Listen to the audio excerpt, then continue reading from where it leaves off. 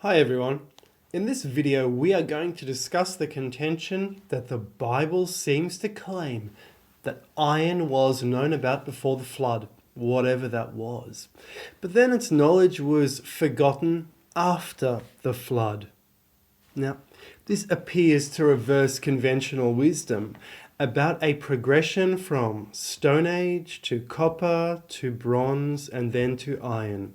Was there a great civilization whose advanced knowledge was forgotten before our Stone Age?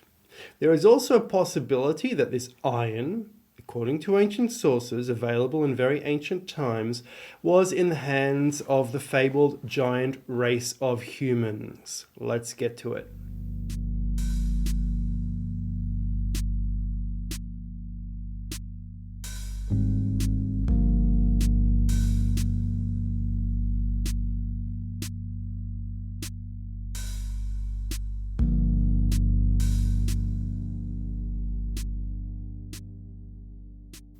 Was there once a great civilization of technologically advanced peoples? The Bible would seem to suggest this, but the clues are cryptic. An iron artifact was in fact found inside the Great Pyramid. The luminary Isaac Newton himself had great respect for ancient texts. The texts revealed to him that the Great Pyramid was a scale model of the dimensions of the earth. He realized, perhaps correctly, that a people who put so much effort and accuracy into the pyramid must have also had the exact dimensions of the earth. He attempted to use this information to find what he called the gravitational constant. He only failed to do so because of the destruction that had occurred at the pyramid over thousands of years. This altered the pyramid measurements available to him. There are many clues other than the Great Pyramid of the existence of a former superior civilization. One clue comes to us from the Atlantis legend, in which the high priest of Sait, Egypt, tells the Athenian ambassador a strange story. He claimed that Egyptian history once recorded the rise and complete collapse and destruction of surrounding civilizations over a period of 9,000 years.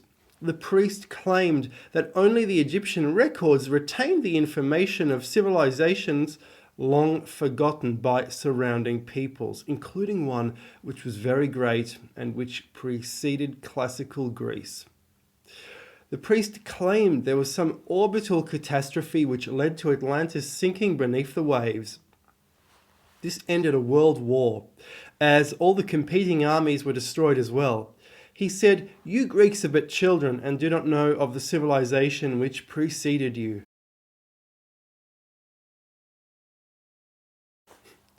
For millennia, cynics with a limited ability to understand what they are reading have rubbished the Atlantis story and claimed it is something else, such as an allegory.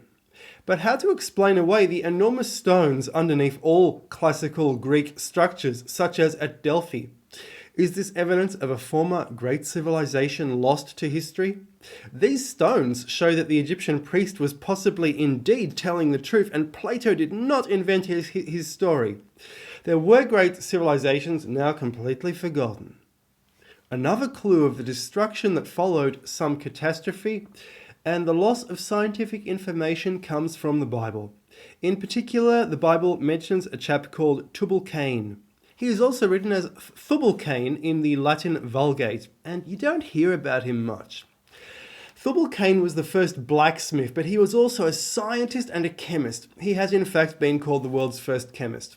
In Antiquities of the Jews, the amazing historian Josephus writes, "Tubal exceeded all men in strength, and was very expert and famous in martial performances, and first of all invented the art of working brass."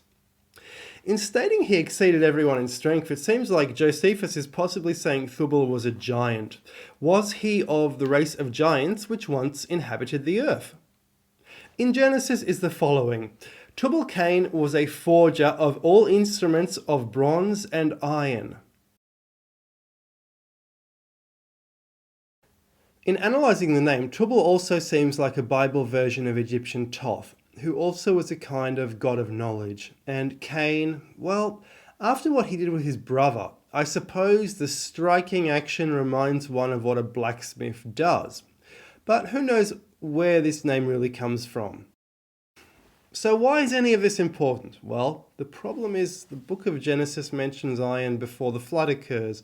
In other words, before the great catastrophe which smote the Tower of Babel and caused other problems, destroying all of humanity.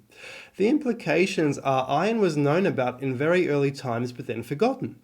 This conclusion was arrived at by archaeologists in the 1700s and 1800s, trying to piece together the sequence of man's progression. When they excavated dolmens and hunebedden, or literally giant beds in Holland, they found stone and bone and copper. They expected to find iron because Tubal-Cain had iron before the flood. So they weren't quite sure what was going on. In the opinion of the scholar Van Leer in the 1700s, Noah's Ark could not have been built without iron, but it seems to have been forgotten in the Bible after the flood. If iron was known about, why didn't the whole world use it? Van Leer said, well, its use must have been prevented among certain peoples by tyrannical despots.